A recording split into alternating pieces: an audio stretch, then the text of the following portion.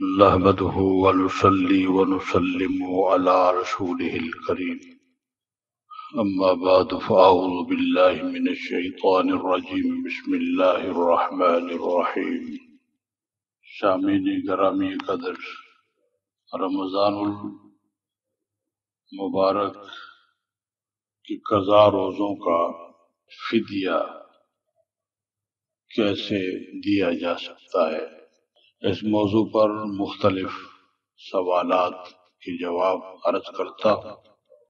پہلا سوال یہ ہے کہ اگر کوئی شخص کمزور یا بیمار ہو اور جو روزہ رکھنے سے نکاہت محسوس کرے تو کیا وہ کسی دوسرے کو سحری اور افطاری کا سامان دے کر روزہ رکھوا سکتا ہے، اور کیا اس طرح اس کے سر سے روزے کا کفارہ اتر جائے گا، کوئی گناہ تو نہیں ہوگا؟ اس کا جواب یہ ہے کہ اگر اتنا بوڑھا یا بیمار ہے کہ نہ روزہ رکھ سکتا ہے نہ یہ توقع ہے کہ وہ آئندہ رکھ سکے گا، اس کے لیے فدیہ ادا کرنا جائز ہے۔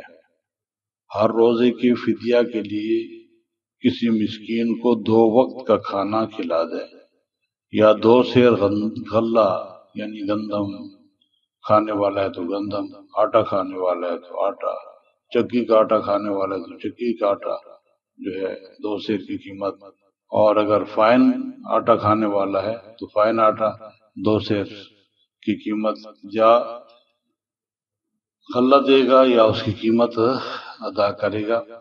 باقی وہ کسی دوسرے سے اپنے لیے روزہ نہیں رکھوا سکتا۔ شریعت میں کمزور شخص کے لیے فدیہ دینے کا حکم ہے۔ روزہ اور نماز کوئی کسی کی جگہ قضا نہیں کر سکتا، ادا نہیں کرتا۔ یہ وہ عبادات ہیں جو پرسنلی آپ کو خود ہی کرنی پڑتی ہیں۔ پھر سوال یہ ہے کہ میرے والد محترم نے بوجہ بیماری 6 مہینے روزے چھوڑے ہیں اور اب بھی بیمار ہیں اور روزے رکھنے کے قابل بھی نہیں۔ ان کا 3 دفعہ آپریشن ہو چکا ہوا ہے رسولی کا، اب ان کو فکر لاحق ہے کہ ان روزوں کو کیسے ادا کیا جائے۔ آپ سے درخواست ہے کہ اس کا حل بتا کر ممنون فرمائیں۔ نیز روزوں کی ادائیگی کا طریقہ کیا ہے، کس چیز سے ادا ہو سکتے ہیں؟ اللہ جزائے خیر عطا فرمائے، آمین۔ تو جواب اس کا یہ ہے کہ آپ کے والد کو چونکہ روزے رکھنے کی طاقت نہیں ہے، اس لیے جتنے روزے ان کے ذمہ ہیں ان کا فدیہ ادا کر دیں۔ 1 روزے کا فدیہ صدقہ فطر کے برابر ہے، یعنی 2 سیر گندم یا اس کی قیمت، یا جس طرح میں نے عرض کیا آٹا، فائن آپ استعمال کرتے ہیں، فائن آٹا یا چکی کا آٹا، تو جو بھی آپ گھر میں استعمال کرتے ہیں 2 سیر غلہ جو ہے اس کی قیمت یا وہ غلہ آپ کو ادا کرنا ہوگا۔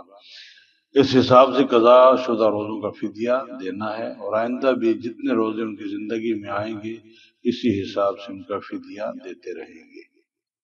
پھر سوال یہ ہے کہ میری والدہ کے بچپن میں کافی روزے چھوٹ گئے، یعنی جب سے روزے فرض ہوئے ہیں ذرا بھی طبیعت خراب ہوتی ہے ان کے گھر کے بڑے افراد ان کو روزہ رکھنے سے منع کر دیتے، اور ان کو ایسا ماحول نہیں ملا جو ان کو معلوم ہوتا کہ فرض روزے رکھنا ضروری ہے، چاہے وہ قضا ہی کیوں نہ رکھے جائیں۔